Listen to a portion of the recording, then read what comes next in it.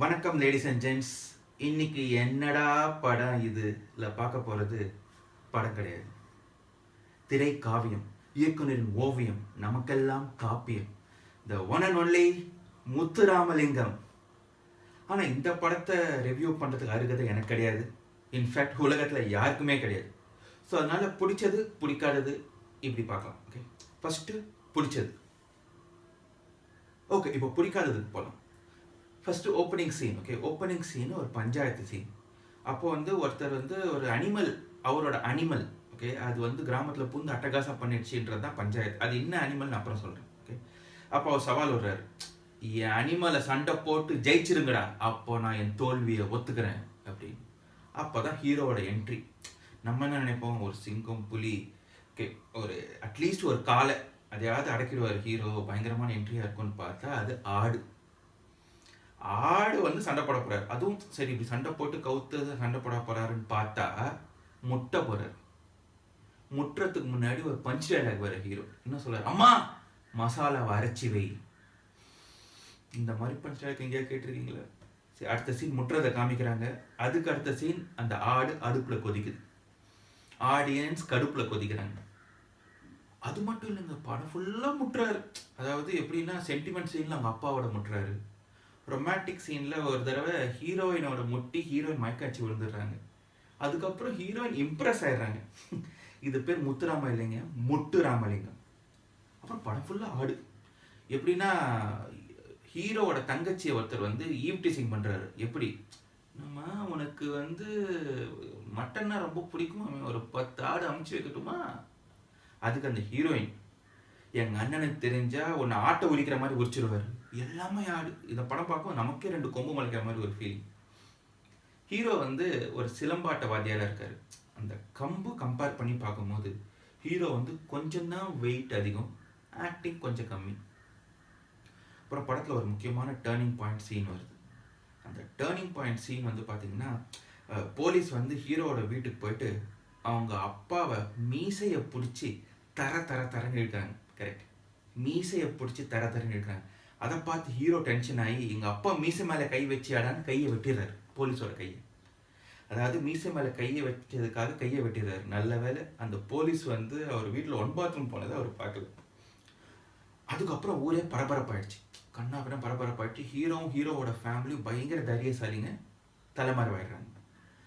அப்போ இந்த ஊரில் இருக்க போலீஸ் எல்லாரும் அவர்கிட்ட போகிறது பயப்படுறாங்க, அவர் கையை வெட்டிடுவார் அப்படின்னு. ஸோ அதனால ஒரு வேற ஊர் டிஎஸ்பி, அவரோட ஸ்பெஷல் ஃபோர்ஸ் எல்லாரும் வரவழைச்சு ஹீரோவை தேடுறாங்க. மாஞ்சி தேடுறாங்க, காடு, மலை, கடல் எல்லா இடத்துலையும் தேடுறாங்க. ஹீரோவோட ஃபோட்டோவே இல்லாமல் எப்படி தேடுறாங்க, கண்டுபிடிச்சிருவாங்களாம். அதாவது ரெட்டை இலை சின்னம் இல்லாமல் ஏடிஎம்கே ஜெயிச்சிரும்ன்ற நம்பிக்கை இருக்க மாதிரி. அதுக்கப்புறம் படத்தில் ஒரு கன்ஃபியூஷன்.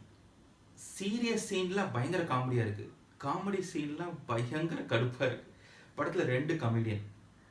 ஒருத்தர் ஃபர்ஸ்ட் ஹாஃபில் வர்றாரு. அவர் காஞ்சனா படத்தில் ஒரு சின்ன பொண்ணு பாவாடை சட்டை போட்டு ரெட்டை சட்டை போட்டுக்கிட்டு ஏஷியன் பெயிண்ட்ஸ் மாதிரி பவுடர் போட்டுட்டு முட்டாளுன்னு ஒரு ஆடும். அது நம்மளை தான் குத்தி காமிக்கிற மாதிரி. அதை பார்த்து 2 பேர் கண்ணு நொல்லை ஆயிடுச்சின்னு கேள்விப்பட்டேன். அதுக்கப்புறம் இன்னொரு கமெடியன் செகண்ட் ஹாஃபில் வர்றாரு. அவர் பஞ்ச் டைலாக் சொல்லியே ஆளை சாவடிக்க 2 பேர் காது சூடியாக இருக்குது. அதில் ஒரு பஞ்ச் டைலாக் என்னன்னா, வெடி போடுறவன் பையன் குசுக்கு பயப்படக்கூடாது, பூனை இருக்க ஊரில் எலி பேரம்பேத்தி பெற்றுக்குது, இதெல்லாம் தஞ்சாவூர் கல்வெட்டில் எழுதி வைக்க வேண்டியது. அப்புறம் ஒரு ஃப்ளாஷ்பேக் வருது. அந்த ஃப்ளாஷ்பேக்கை பார்த்து 2 பேர் செத்தே போயிட்டாங்க, சிரிச்சின்னு கேள்விப்பட்டது ஒரு ஊரில். ஓகே, அந்த ஃப்ளாஷ்பேக் சரியான காமெடி. அதாவது வில்லன் ஹீரோவோட அப்பாவோட ஒரு பகை, சர்ப்ரைஸ். அதே வில்லனுக்கு இன்னொரு போலீஸ்காரரோட ஒரு பகை.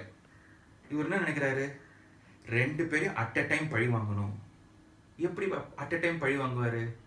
என்ன ஆச்சுன்னா, 2 பேரோட ஒய்ஃபும் ஹாஸ்பிட்டலில் டெலிவரிக்காக வந்திருக்காங்க, குழந்தை பிறக்குது. இவர் ராவா போயிட்டு குழந்தைய மாற்றி வச்சிடுறாரு.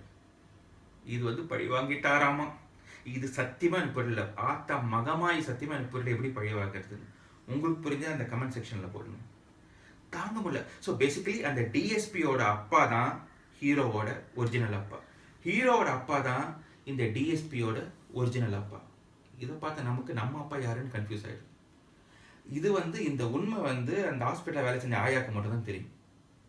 ஸோ ஒரு நாள் என்ன ஆகுது, இந்த ஹீரோ அந்த டிஎஸ்பியோட அப்பா, அவரும் ஒரு போலீஸ்காரர் தான், அவருக்கு ஒரு மொட்டை கடிதாசி வருது. இந்த மாதிரி உனக்கு நீ நினைக்கிறதா இருக்கிற உன் பையன் வந்து உன்னோட பையன் கிடையாது அப்படின்னு. உடனே ஷாக் ஆகி உட்காந்து சோகமாயிடுறாரு. அப்போ அவர் ஒய்ஃப் வந்து, என்னங்க ஒரு மொட்டை கடிதாசிக்கலாம் நீங்கள் இப்படி பண்ணுறீங்களே, லைஃப்பில் நம்பிக்கை தாங்க முக்கியம், இதுக்கெல்லாம் சும்மா சும்மா குழம்பிடாதீங்க, போய் வேலையை பாருங்கள், நம்பிக்கை தான் முக்கியம், பட் அதுக்கு முன்னாடி ஒரு டிஎன்ஏ டெஸ்ட் பண்ணிவிடும்.